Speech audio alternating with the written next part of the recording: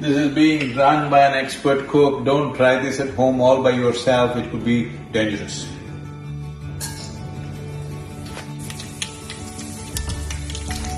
These are not crackers for Diwali, this is just Indian cooking.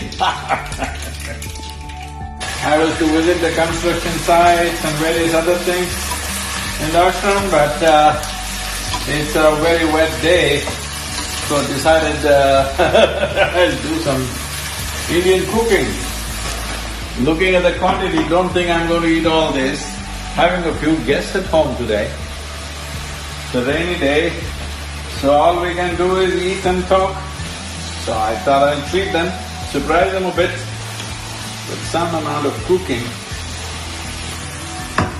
This is the kind of cooking which needs your involvement every moment. It's not something that you can set it up and forget about it. That is why it has the power to enslave you through your tongue. Well, once they eat my cooking, they will be in love with me for sure.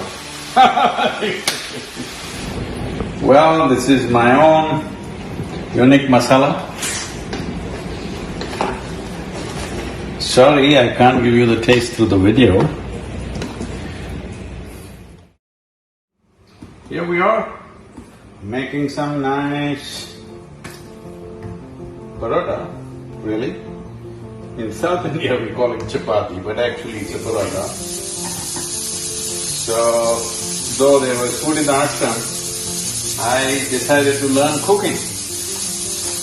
I've never really entered kitchen and learned anything before that.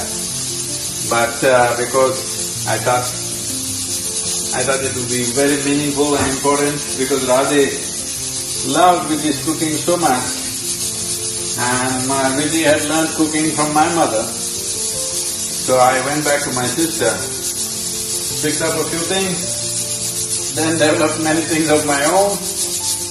Well, now, at least many years ago, a few years ago rather, I got certified by my daughter that I'm the best cook in the world. So not bad, almost like a moon, full moon, huh? I'm saying if the chapati looks like the map, at least if you get in Australia, you're doing okay. South America, bad. But if you get Indonesia, ooh, no, you need to go back to school.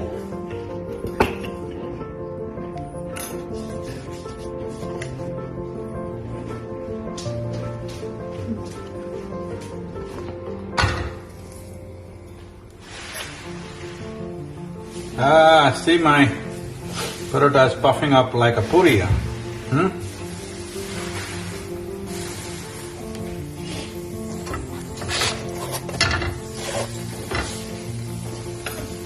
It just cooked inside with hot air. Radhe, eppadi irukudhu?